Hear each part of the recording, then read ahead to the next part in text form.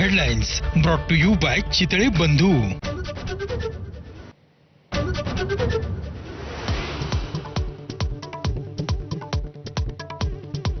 नागपूरमध्ये पावसामुळे सखल भागात पाणी तर अनेक रस्ते जलमय। रेड अलर्ट नंतर जिल्ह्यातील सर्व शाळा महाविद्यालयांना सुट्टी जाहीर।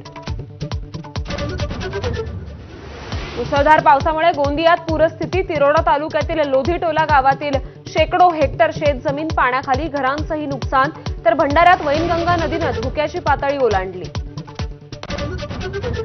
गुजरातमध्ये बडोदा आणंदला जोडणारा महिसागर नदीवरचा पूल तुटून काही वाहनं नदीत कोसळली। 10 जणांचा मृत्यू। पंतप्रधान नरेंद्र मोदींकडून मृतांच्या कुटुंबियांना प्रत्येकी 2 लाखांची मदत।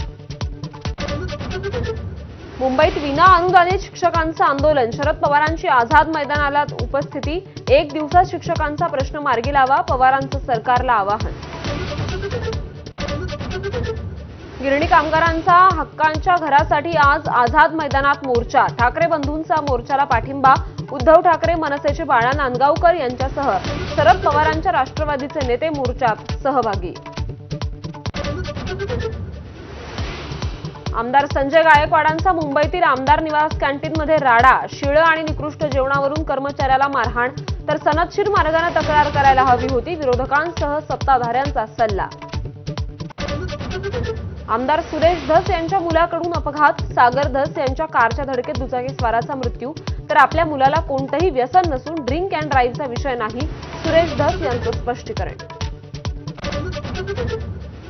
सासू ख्रिश्चन, नवरा ब्राह्मण, बाप मराठा आणि आई कुणी आहे।